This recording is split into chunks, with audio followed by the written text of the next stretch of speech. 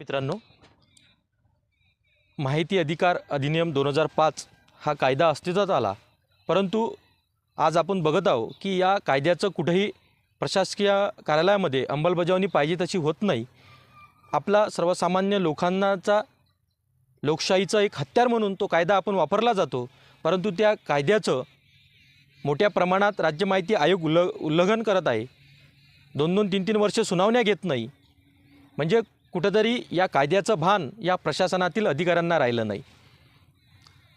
2005 साली या प्रशासकीय कार्यालयामध्ये पारदर्शकता निर्माण व्हावी, भ्रष्टाचार थांबावा, अधिकाऱ्याकडून कोणतेही चुकीचे काम होऊ नये यासाठी तो कायदा अस्तित्वात आला। परंतु त्यावेळेसपासून आपण बघत आहोत की मोठ्या प्रमाणात या माहिती अधिकार हा कायदा लोकांपर्यंत पोहोचला, त्याचं दुमत नाही, परंतु प्रशासनातील अधिकारी लोक त्या कायद्याला कुठंच जुमत नाही।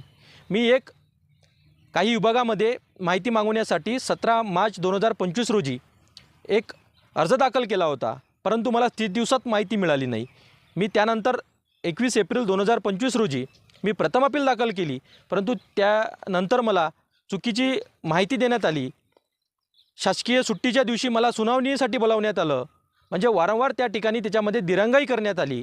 त्यामुळे मी 26 मे 2025 रोजी राज्य माहिती आयोग अमरावती खंडपीठ या ठिकाणी मी दुय्यम अपील दाखल केली, परंतु आज त्याला 7 ते 8 महिने उलटून गेले, परंतु अद्यापही त्यावर कोणत्याही प्रकारची सुनावणी झाली नाही, कारवाई झाली नाही। संबंधित त्या ठिकाणी अधिकाऱ्यांना भेटलो तर अधिकारी म्हणतात गेल्या 5 वर्षापासून या ठिकाणी आयुक्त नाही आहे, त्यामुळे ह्या सगळ्या सुनावण्या पेंडिंग आहे।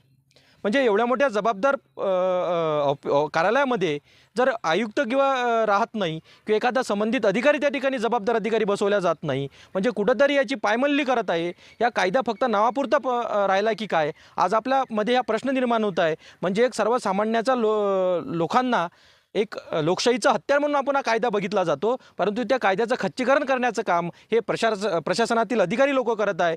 त्यामुळे या वरिष्ठ कार्यालयाने व या शासनाने याकडे गंभीरतेने लक्ष देऊन या कायद्याचं चांगल्या पद्धतीनं प्रशासनावर एक वचक राहिली पाहिजे, असे कायदे निर्माण करावे। अन्यथा आमच्यासारख्या सर्वसामान्य लोकांना रस्त्यावर उतरून याचा निषेध करण्याची वेळ आमच्यावर येऊ नये याची नोंद या प्रशासनाने